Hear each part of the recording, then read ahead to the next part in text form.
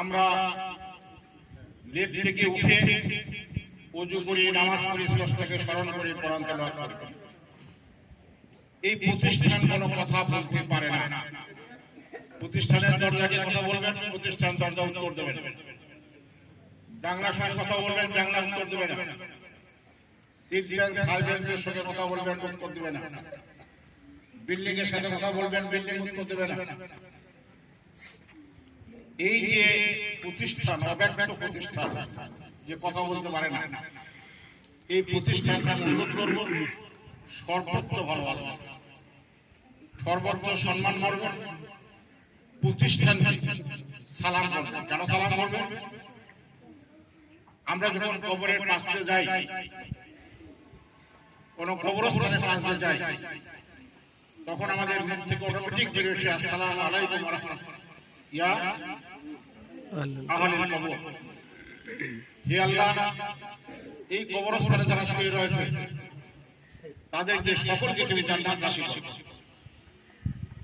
আপনি যখন প্রতিষ্ঠানকে সালাম দেবেন, তখন প্রতিষ্ঠান আপনাকে সালাম উত্তর দেবে।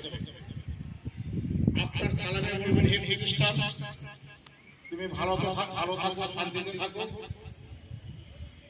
অগ্রগতির দিকে অগ্রসর হও। প্রতিষ্ঠান আপনার সালামের প্রত্যুত্তরে বলবে, আপনিও ভালো থাকেন, শান্তিতে থাকেন, আপনিও অগ্রগতির পথে অগ্রসর হন। আমি মাদের কাছে অনুরোধ করব, নিয়মিত স্কুলে আসবেন, সন্তানের পড়াশোনা দেখবেন, ম্যাডামের সাথে সম্পর্ক বৃদ্ধি করবেন, স্যারদের সাথে কথা বলবেন, স্যারদের কাছে সন্তানের খোঁজ খবর নেবেন। আমি বছরের প্রথম দিনে কিন্ডারগার্টেন শাখা এবং হাই স্কুল শাখার সকল স্যার ম্যামদের অনুরোধ করব, যথাযথ প্রস্তুতি নিয়ে, যথাযথ পাঠ পরিকল্পনা নিয়ে আপনার ক্লাসে ঢুকবেন।